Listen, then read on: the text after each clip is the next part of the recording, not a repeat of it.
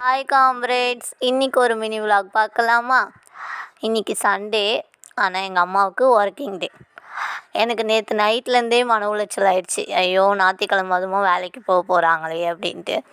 இது இன்றைக்கி நேற்றுன்னு இல்லை, சின்ன வயசுலேருந்தே எங்கள் அம்மா ஞாயிற்றுக்கிழமை எங்கள் வேலைக்கு போகிறேன்னு சொன்னாலே எனக்கு ஒரு மாதிரி காண்டாயிடும். ஒரு நாள் கூட இருக்க மாட்றாங்களே. சின்ன வயசில் தான் அப்படி இருக்குன்னு பார்த்தா இப்போ வளர்ந்துட்டோம். இப்போவுமே அந்த ஃபீல் மாறவே இல்லை. நேற்று நைட்லேருந்து கேட்டுட்ருக்கேன், அம்மா வீட்டில் இருந்துறேன்ட்டு. ஆனால் அவங்கள ஃபோர்ஸ் பண்ணி எங்களால் இருக்க வைக்க முடியல. 22 வயசாயிடுச்சு. இந்த வயசில் அவங்கள வீட்டில் வச்சு பார்த்துக்கிற ஏஜில் நாங்கள் இருக்கோம்.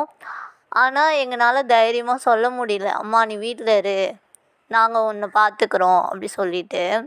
ஞாயிற்றுக்கிழமை கூட அவங்க எங்களுக்காக தான் போகிறாங்க, எங்களுக்காக தான் இப்போ வரைக்கும் ஓடிக்கிட்டே இருக்காங்க. அப்படி யோசிக்கிறப்ப எப்போ நம்ம தைரியமாக சொல்கிற இடத்துக்கு போவோம், நீ வீட்டில் இருமா, உன்னை நாங்கள் பார்த்துக்குறோம், அதான் நாங்கள் இருக்கோம்ல அப்படின்னு சொல்கிற இடத்துக்கு எப்போ போவோம், லைஃப் எப்போ அந்த மாதிரி மாறும் அப்படின்ற பயம் மட்டும் இல்லை, மண்டைக்குள்ளே எப்போயுமே ஓடிக்கிட்டே இருக்குது. இன்றைக்கி என்ன சொல்கிறது, என்றைக்கு அவங்களுக்கு ரெஸ்ட்டு கொடுக்க போகிறோம் அப்படின்ற ஒரு தாட்டோடே தான் நான் கூட்டிகிட்டு போய் அவங்கள விட்டுட்டு வந்தேன். நான் தான் கூட்டிகிட்டு போய் விட்டேன்.